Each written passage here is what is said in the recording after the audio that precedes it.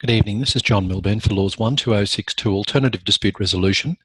We're into week 12, this is term 2 2017. We're 1 week from the take-home exam, or perhaps more likely 5 days from the take-home exam. So tonight we'll be talking about exam techniques in general.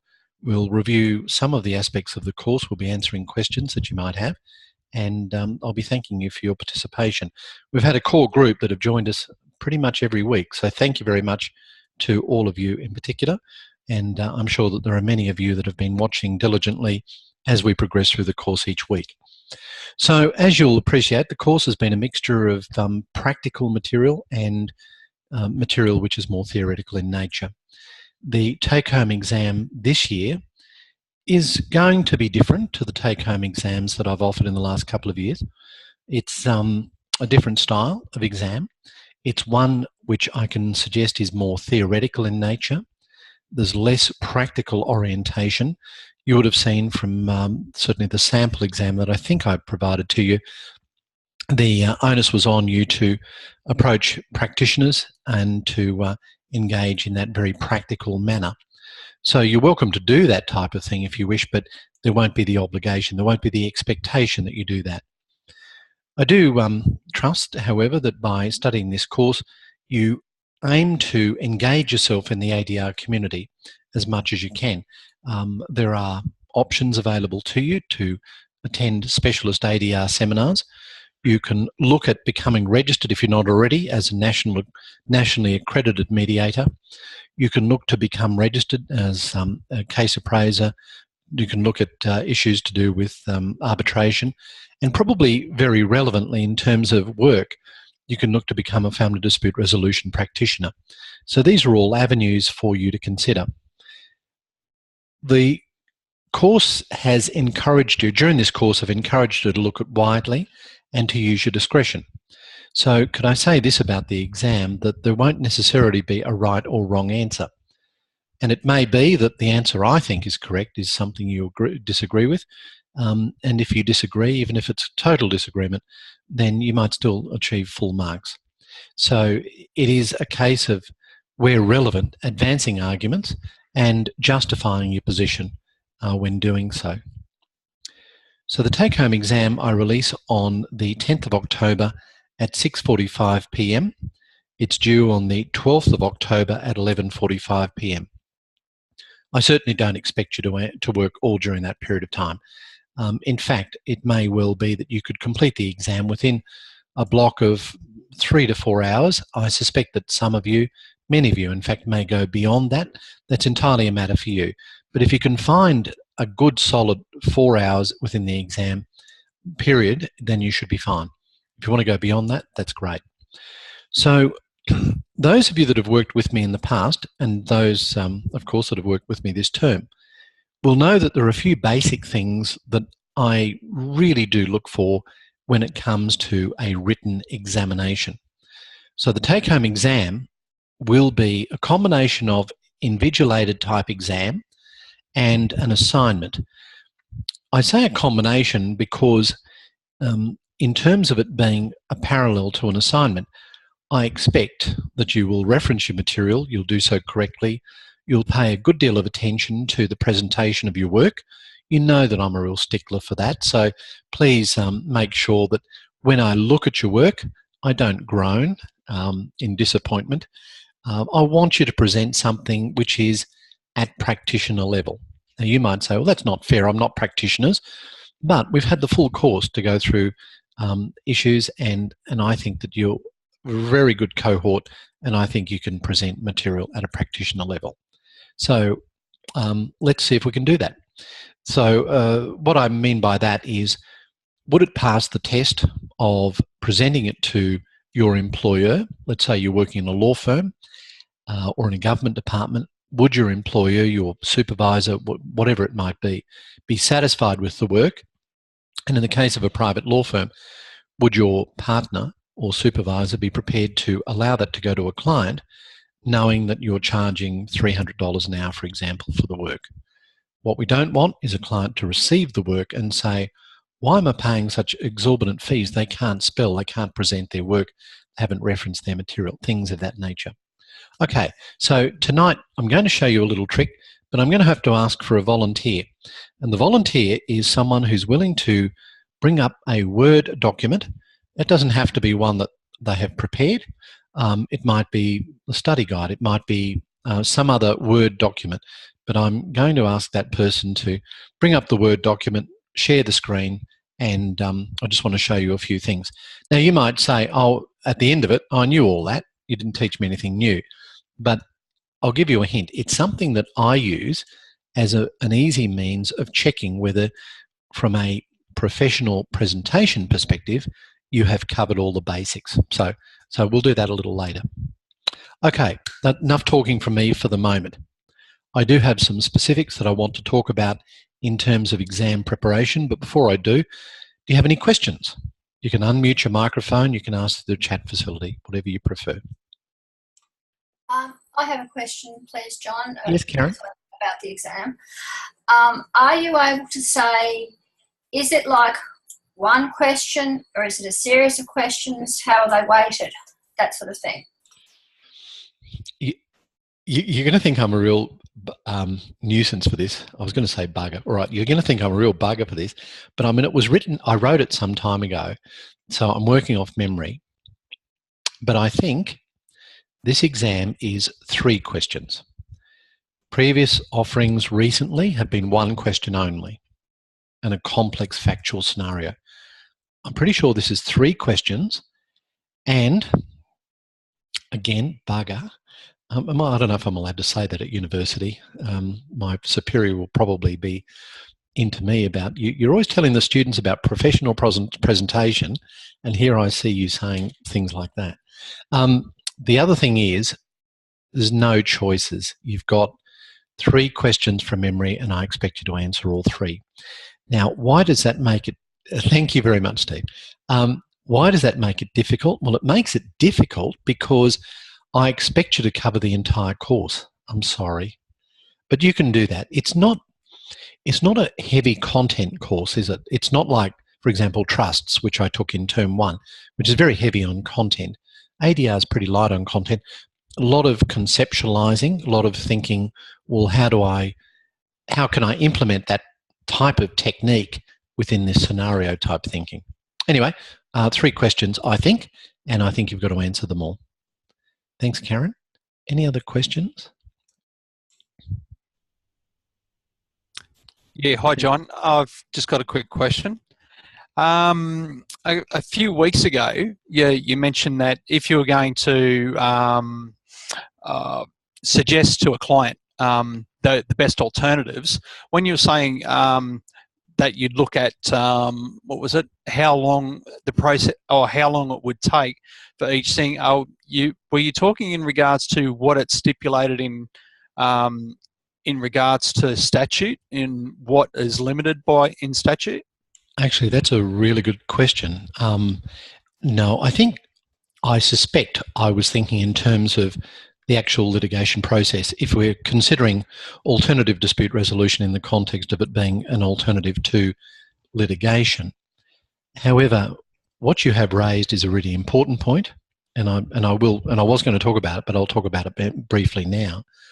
When you're considering an ADR option, you must always consider the legislation that may be relevant, case law, of course, subordinate legislation, regulations, rules, primarily the UCPR, and don't forget, what's the other one that I'm looking for?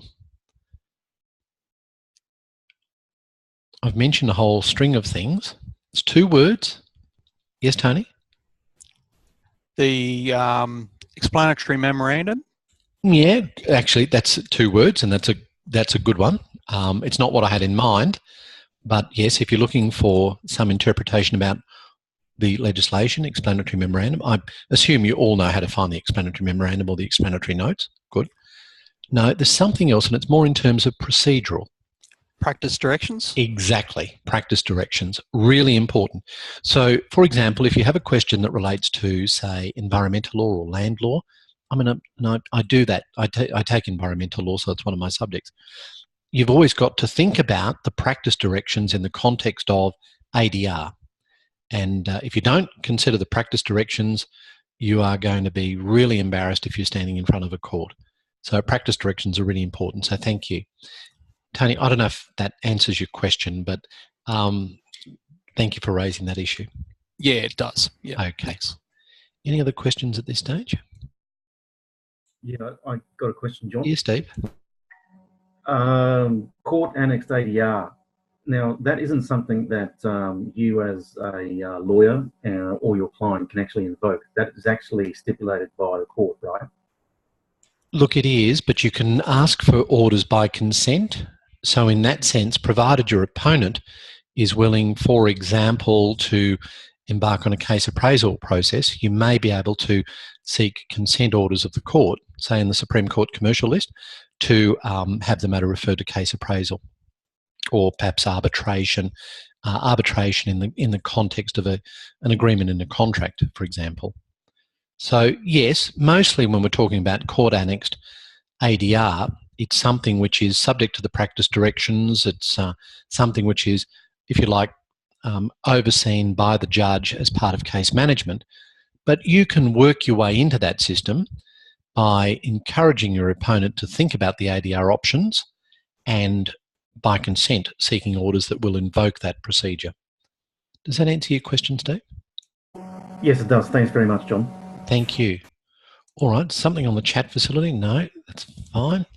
Okay, any other questions, comments? And do we have a volunteer yet? While I've been speaking, has anyone found a Word document and is willing to be a volunteer? Not yet? All right, we'll come back to that. So, how many words per question? I think from memory, that's a good one tomorrow. Again, a while since I wrote it, but I think as an overall, I've indicated 2,000 words, so pretty modest, and I think 700 words maximum for each question. But I think you all know I'm a bit flexible on this, and that's a really good question. I'll mention that now. So when it comes to 2,000 words maximum for the work, you think, well, 3/700 is 2,100, so something doesn't match. It's just allowing you a little bit of flexibility. So if you want to spend a few more words on one subject than others, then that's fine by me. With some unit coordinators, you'll find that they are very strict on the words. So if it says 2,000, they'll stop at 2,000, they won't read on, for example. I don't do that. And it's a matter of, there's no right or wrong answer, it's a matter of what each unit coordinator will do. If you go beyond 2,000, I'm very happy to continue to read.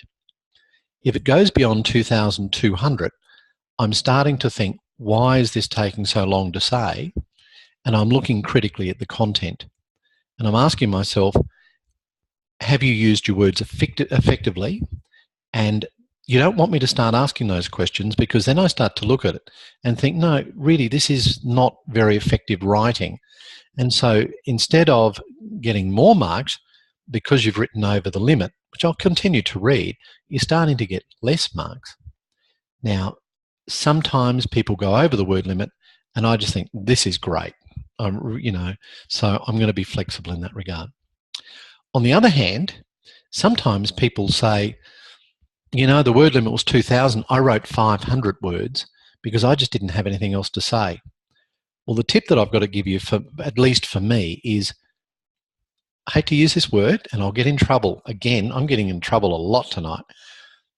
Padding, but very, very careful and selective padding.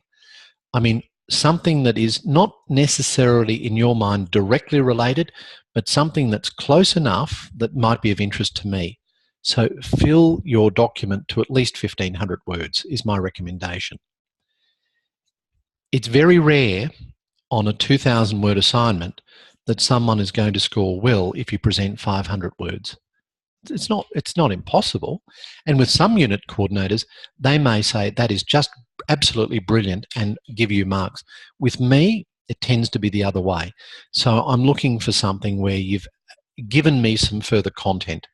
And maybe as a result of doing that, even though you didn't think it was that relevant, I may have thought that was particularly relevant. So toss it in. is the suggestion there. Tamara, it's a very long answer to your simple question. Sorry. Any other questions? Talk about wordy.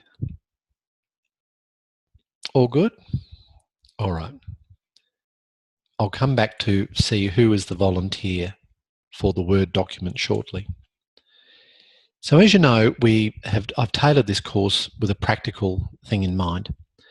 So when it comes to the procedure, so when it comes to the take-home exam, I want you to think back to your introduction to law days and some of the threshold learning outcomes that we would have mentioned. So and some of the categories of law. Now you might remember that law can be categorized in different ways. You know, criminal law, civil law, domestic, international, those things. For me, a very important categorization is the substantive and the procedural. So one of the reasons I keep talking about the importance of practice directions is that procedural law is really critical in practice. It's the mechanism by which this all works.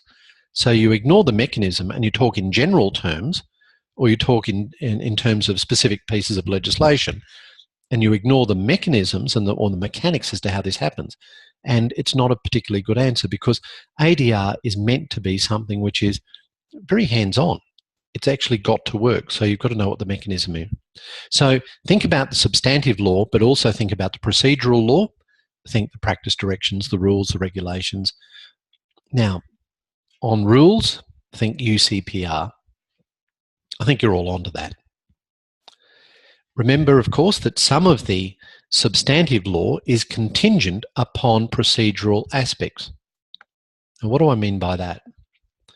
Can anyone give me an example as to why I would say that pursuing your substantive entitlement under legislation is contingent upon you taking some ADR procedural steps? Very vague question. See if you can get it.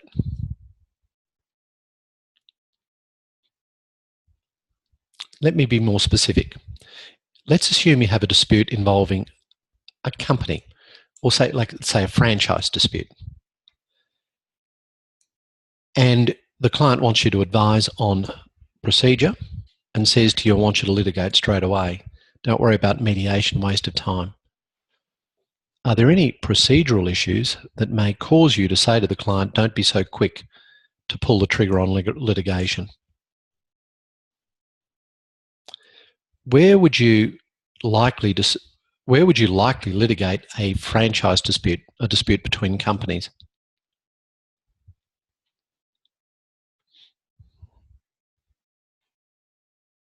Paul? Still in the civil court. Civil, yep. Yeah. Would you? What's the legislation would likely be Commonwealth. If it's Commonwealth legislation, what sort of jurisdiction are we looking at? It'd be the federal court. Federal court, yeah. Very good chance that you're looking at a federal court case. So if you're looking at federal court, you're looking at federal court legislation. Bear in mind that there is an obligation on you to undertake action to attempt to resolve the matter before proceeding to court. So there are those procedural steps. Do you remember in the slides that I had right in about week 2 or 3 where I went through, I think there was some reference specifically to those. I don't have it now, so I shouldn't have raised that issue. But I do want you to have a look at those sorts of procedural steps. So what you don't want on the first day of a call over or a mention of a matter is, have you complied with the pre-litigation ADR procedures? Another one, also in this federal sphere, relates to family law. Is there a particular requirement to undertake ADR in a family law context in a certain type of case? Yeah, well, you need to get the certificate to say that they've made attempts. Yep. To resolve the issue, and the certificate's issued before it can go for application. Exactly. What is it? Section 60I? Capital I. Capital I. Yeah. Thank you. Yep. So That's another example of where you don't want to initiate proceedings, get your client's hopes up, and then find that you fail to comply with a preliminary requirement for ADR. Okay, so that's, I guess, what I mean by the intertwining of the procedural and the substantive. And sometimes it's embodied in legislation, sometimes it's in practice directions, sometimes it's in rules. So you really need to consider all of those things. In the exam questions, I normally give you a hint and say, don't forget to look at all those things if you're going to answer this question. Sometimes that's a negative. It can be a negative because if I put it in every question, it may be a red herring in some circumstances. There may not be a practice direction that's relevant to it. And you might tear your hair out saying, I can't find this practice direction. Well, it may not exist, may not be relevant because I'm going to write it in every exam question where I'm asking you to consider legislation, case law, rules, regulations, etc. Okay, yes, that's it. But I won't say it this time tomorrow. So that can happen. Now, when it comes to releasing the exam, and I've got to say it's not hard this year, which is good and bad. You might say, "Oh, good, it's not a hard exam. Great." Well, that comes at a cost. It's like diving. I mark my exams on the same sort of thing as diving. You know, in the Olympics where somebody does a great dive, but it's pretty easy, and the degree of difficulty is really low. And then somebody else kind of mucks up their dive, but it was really hard. So the degree of difficulty is right up there. So that's the way I mark it. So it's always a trade-off. You get an easy exam, but I'm going to be really marking it pretty hard. I give you a really, really difficult exam, and I'm just going to make that allowance for you. But what do you think about being able to compare notes and talk about the exam in a take-home exam? Does anyone have any views? You might already know my view on this. Well, I'll tell you my view, so you're not guessing. I view the take-home exam as much as possible as real life. And in real life, you have a problem, you speak to your colleagues. So I'm very happy for you to be collegiate. And I wouldn't be surprised if when the exam is released, there's some discussions on UCrew. Some of you may confer privately. You can even confer outside. It's really open for you to give me the best response you can. Now, some people say, but that's not fair. I don't have a study group. I don't work in a law firm, etc. But my response is, I'm being a bit realistic. If it's a take-home exam, I can't monitor who you speak with. Or if you speak to yourself. So I'd rather be open about it and say, fine, you can collaborate with each other. Don't assume for a moment that other unit coordinators adopt that approach. They may say, no, it's an exam, even though it's take home, and I don't want any form of collaboration. But bear in mind, of course, that collaboration doesn't mean collusion. So it's still got to be your own work. Are you happy with that general description of what I mean by collaborate and collude? I think we did that in Introduction to Law. Okay, so we're right with that. Does anyone wish to voice any concerns about what I've said? All good? Okay. All right. The exam may test your legal research skills. I assume that everybody knows their way around the university library. We all know how to look up Halsbury's, the laws of Australia. We know how to look up cases. We know all about citators. Okay. All right. So if you don't know legal research, then please ask on UCrew. Don't be afraid to ask. I mean, I ask all the time. I ask students to help. Like, for example, tonight, I've asked if someone will volunteer to provide a paper that we can look at. And I'm still waiting for someone to say, I've got one on the chat line. I haven't got one yet. But, you know, the point is, don't be afraid to ask for help when you need it. There are some basic guidelines that when it comes to writing exam papers, whether it's a take-home exam or invigilated exam, you need to consider. these aren't just necessarily my guidelines. There's a thing called the Great Guide to University Study, and try and find that link. If not, if you remind me, I'll try and find it for you. But topic 5 deals with developing academic writing skills, and it's called the Great Guide to University Study. I'm just going to summarise some of those points from that study. Some of them coincide with things that I encourage you to do. So the first is, don't use slang, and despite the fact that I'm saying don't in my sentence, don't use contractions. Okay, so I should have said do not use contractions. I don't mind if you use that in oral speech, it's more natural, but when it comes to an examination, something in writing, it's got to be a little more formal, and so I will not like it. I won't like it if you say I'm or it's or some sort of contraction. Do you understand what I mean? Try and keep your work unemotive. Try to keep it professional.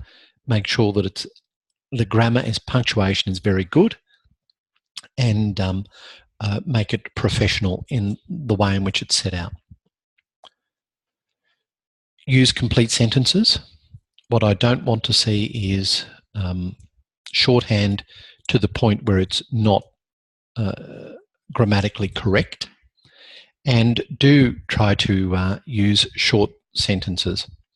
And we have a volunteer. Thank you to my volunteer for the Word document that we'll do shortly. So make effective use of your time in the exam. In this instance, with the take-home exam, you've got far more time than you need.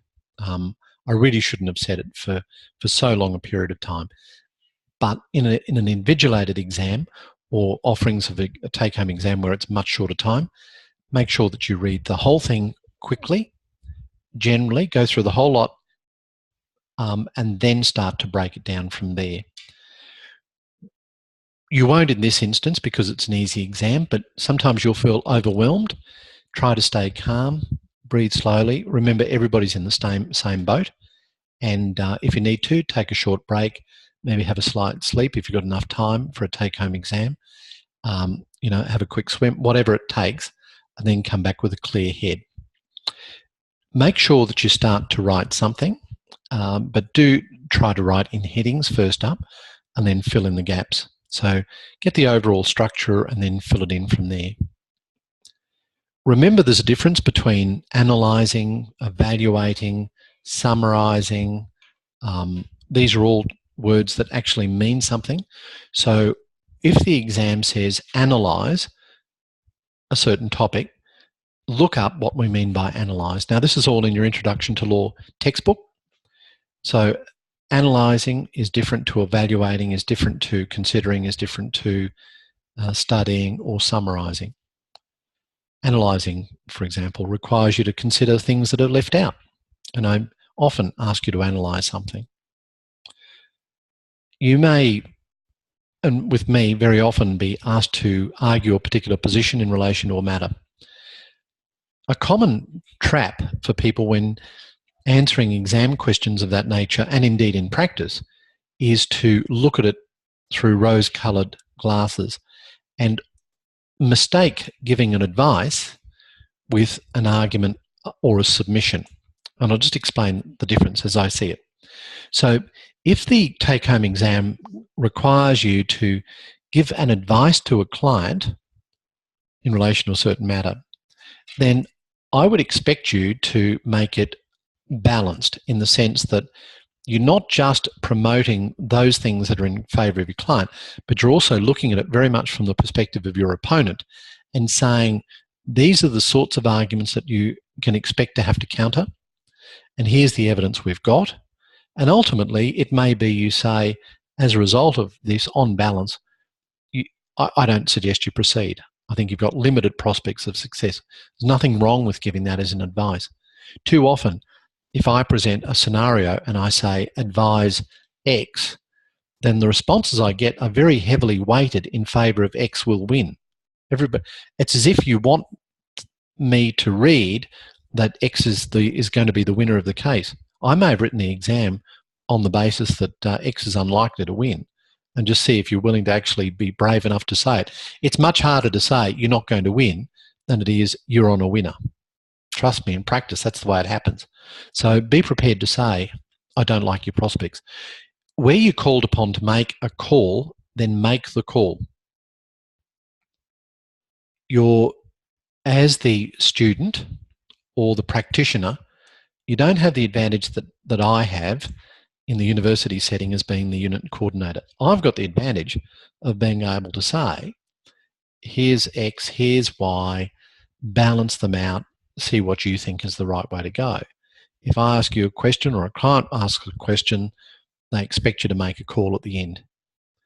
And you can make that call very vague, as in, we think you have very good prospects of success, or you might win, or something like that. But the more definitive your answer, the better, in my view.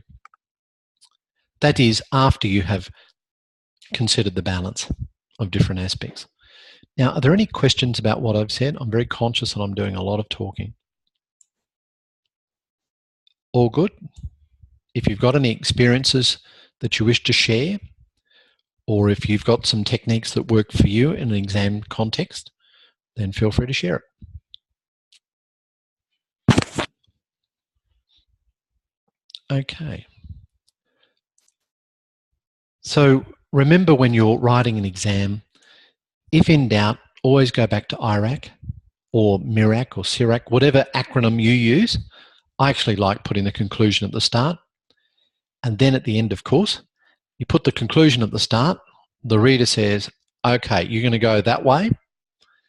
Sometimes that is directly the opposite of what the reader expects.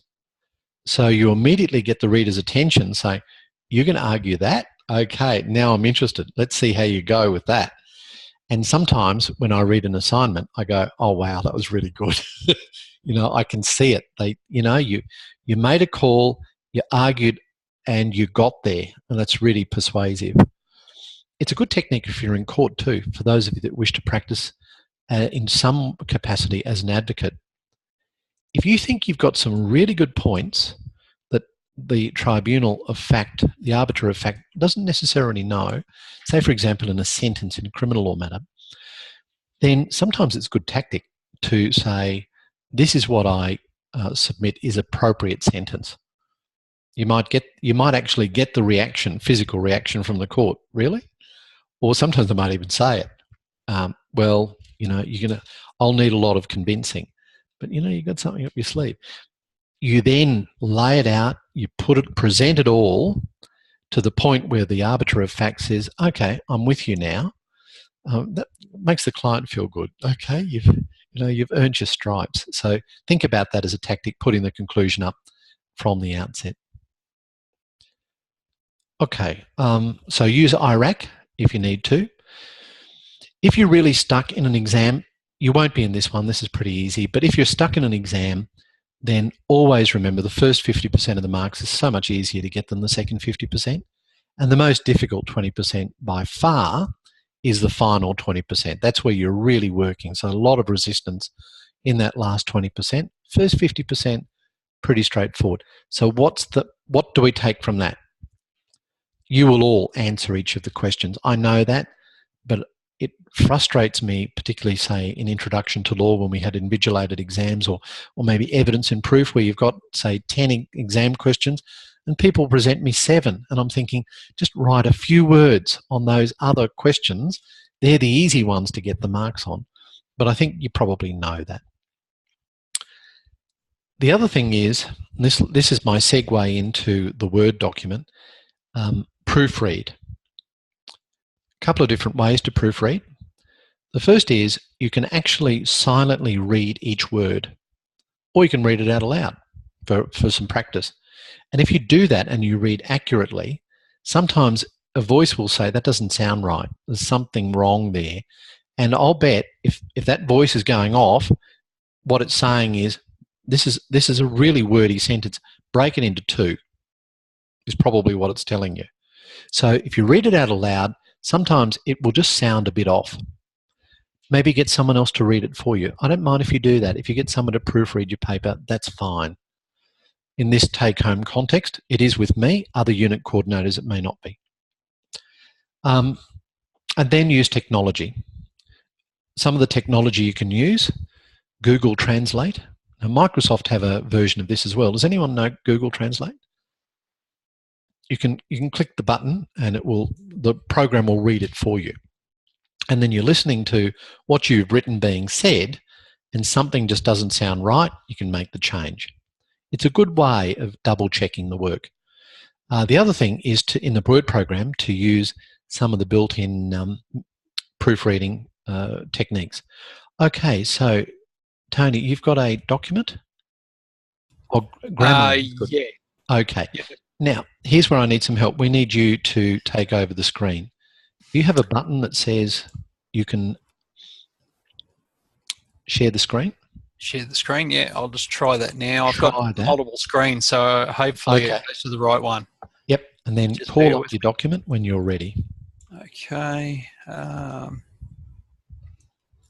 So I think it's that one. Great, that's looking good. Yep. Okay, there you go. So if you could just pan down for me, just fairly slowly, you'll see the blue underlining. You'll see the red underlining. Yep. Okay, so you all understand what that means? Could be misspelled or not in the dictionary. Exactly, yes. And do you all know how to add it to your dictionary if you get tired of looking at the red lines? Yes. Okay, so right-click, add to the dictionary. That's pretty simple. Yeah. Can I do that? Yeah, sure, great. Actually, it didn't pick it up. Just to show everyone. There you go. Okay. Right-click, add to dictionary. Good. Yeah. Okay, so if you just pan down a little bit more, or is that it? No, it's a bit more? No. Okay. This document will probably be very good. So let's just test the document a bit more. Tony, if you can go up to the top left-hand corner, File. Yep. And go down to Options. Now, third one down is Proofing. Click on Proofing. Oh. Okay, so this is really good. You've got some tick boxes you can check. Now, can we just have a look a little bit further down? If you could just take us a bit further down your page. Okay. Yep. Now, down the bottom, you'll see hide spelling errors, hide grammar errors. If you've got that ticked, my suggestion is untick it. And above, recheck document. Can you see grammar only? If you could just go to the drop down, we'll change that to grammar and style. And you see above it, it's got show readability statistics. Let's tick that. Okay. To the right of grammar and style, you have settings. If you just click on that one. Now, here's where you get to choose what it is that you want checked in terms of grammar and style.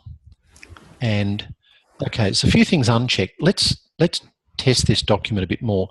We'll tick fragments and run-ons, negation. We'll just pan down. Yep. We'll click that one. Yep. That's all pretty good. Yep. Oh, yeah, that's fine. Good. Yep. Okay, okay, that should work.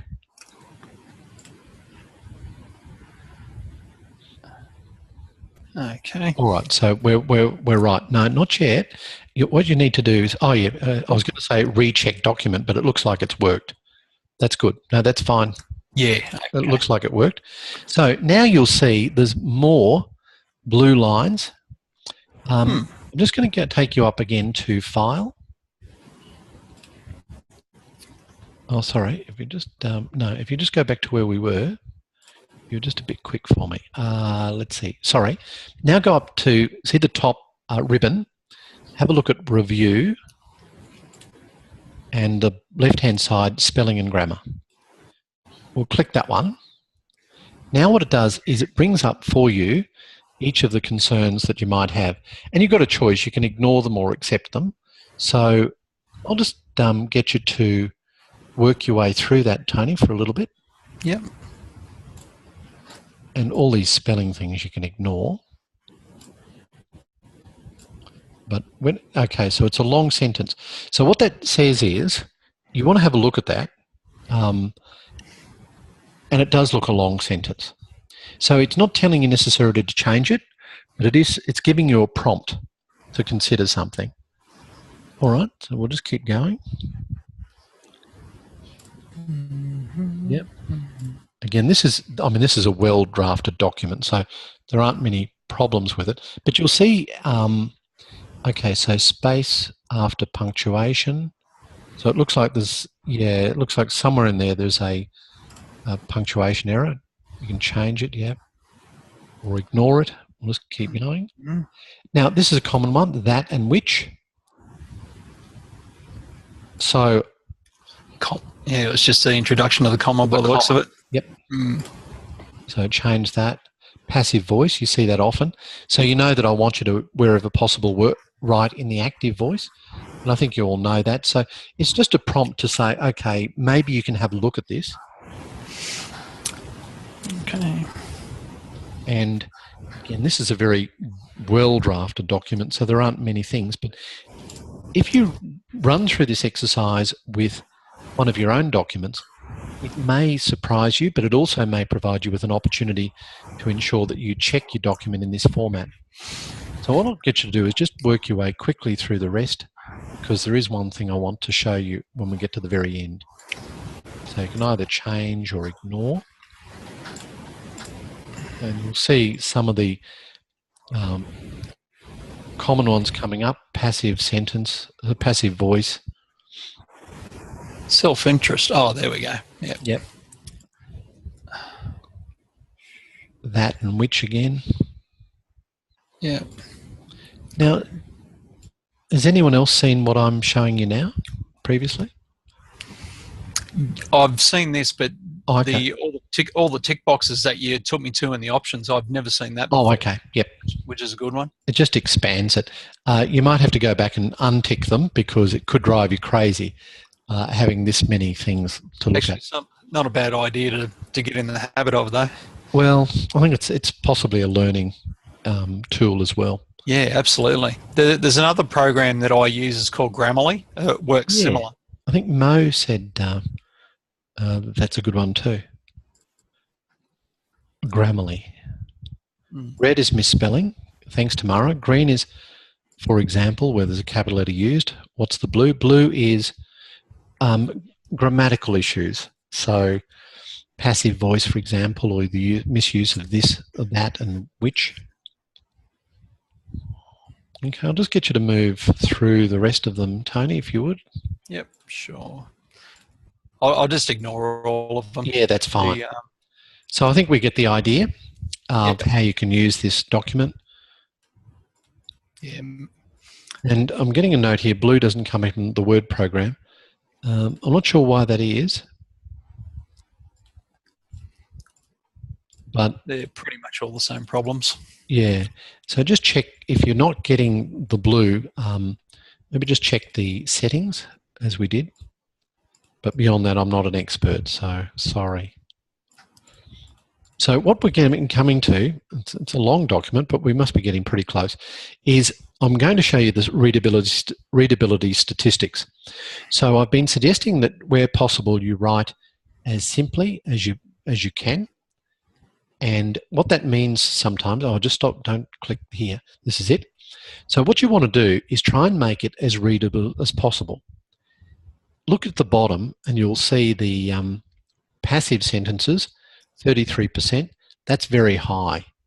You want as many active sentences as possible. If you're, with all due respect to the person who drafted this document, if you're getting 33% of passive sentences, to me that's way too many. The reading ease it's high, which means it's not that easy. Oh, sorry, I'll look at the next one, sorry. The Flesch-Kincaid grade level. It's basically, this document is written to grade 14.8 school level. So it's third year university level. Now you might say, well, that's good, isn't it? Well, I sort of take the opposite view, that you want to write as simply as possible. So I'm always looking to try and get that grade level down. The further you can get it down and still be professional, get your message across, to my mind, the better. So again, readability statistics, it's just another tool that you can use to hopefully improve your writing, make it more simple and readable. Okay, so that's it. That's all I wanted to show you. Oh, okay, so hopefully Tamara's sorting out things that need to happen. Okay, thank you very much. No worries. Just stop share now, John? Yeah, we can stop the share. Okay. All right, so we're about to wrap it up now. Thank you very much for your participation this term. I'm sure you'll all do well in the take-home exam. Certainly don't stress about it. I'm sure you've got other exams that you've got to worry about. They're going to be more difficult than this one. Does that give you some comfort? You won't get... I will give you generalised feedback. You don't get personalised feedback. And I think the policy is you don't even specifically get an exam score, but you'll certainly get a grade. So you'll see your grade at the end of it. In other subjects, I sometimes have given the grade. Look, to be honest, if you don't get the grade, the actual score for the exam, and you want to know your score, just send me an email and I'll let you know what I graded you at for the overall exam. And if it's broken down, I'll give you the components as well. Okay, any questions? All good? All right. Yeah, John. Yes, Tony. Sorry, I just to put it, firm in my mind. If you're going to give suggestions on it to somebody in a particular part of law, say we're going to look at civil construction, that you would go through the process of looking at statute, regulations, practice directions, the UCPR. You just go through that kind of process to just tick all the boxes as you're going along? Yes, you don't necessarily have to mention them all. It might be for the purposes of the exam not a bad idea to do that, just so that I know that you've at least considered it. In practice, you wouldn't necessarily do that, but you can do that very discreetly as just a footnote. I'll read the footnote and I'll see it there. But yes, I think at least from a conceptual point of view, go through that checklist and go back to. I mean, this group here. Did you go through Introduction to Law when we had the toolkit? Yes. You did the toolkit? Great. So use your toolkit for this exercise and, Iraq, MIRAC, those sorts of things as well. Thanks, Anthony. All right, cheers. Any other questions, comments? Yeah, I do have one more question there, John. Let's say when a case goes to court, I understand that the court would make a subjective or based on a subjective decision for the parties to go to mediation. But is there like a threshold they use? Like, how do they determine which cases go to a court annexed mediation, for example? Yeah, that's a good point. Certainly the court will always be guided by the same things that I want you to refer to in your material. So again, the court will be often guided by legislation, practice directions, things of that nature. Sometimes the court will just simply encourage the parties without necessarily ordering the mediation. For example, say, look, I can't deal with this trial today. We're triple booked, but I urge you to consider the mediation option. So it's a big hint, from the court to do that. We see that often in family type situations as well. Otherwise, don't forget the consent order situation where the parties actually approach the court, as I mentioned at the start. So have a look at the substantive legislation, have a look at the procedural rules, regulations, practice directions, and sometimes it's a discretionary thing. Yep. But no specific threshold, no. Questions, comments, all good? All right. If you haven't already had your say, I'm sure all of those that are here tonight have probably gone on and pushed the big red button at the top left-hand corner. If you have, great, thank you very much. If you haven't, would you please do that? It's really important for me. It's really important for the university. Those that are watching this recorded message, please go and have a look. I can see there's only 12 out of 48, so I really want to see that double in terms of the number of people providing feedback. Okay, thank you very much for the course. Thank you for attending. Good luck with the exam, and we'll keep in touch. All the best. Bye. Thanks, John. Thanks, John.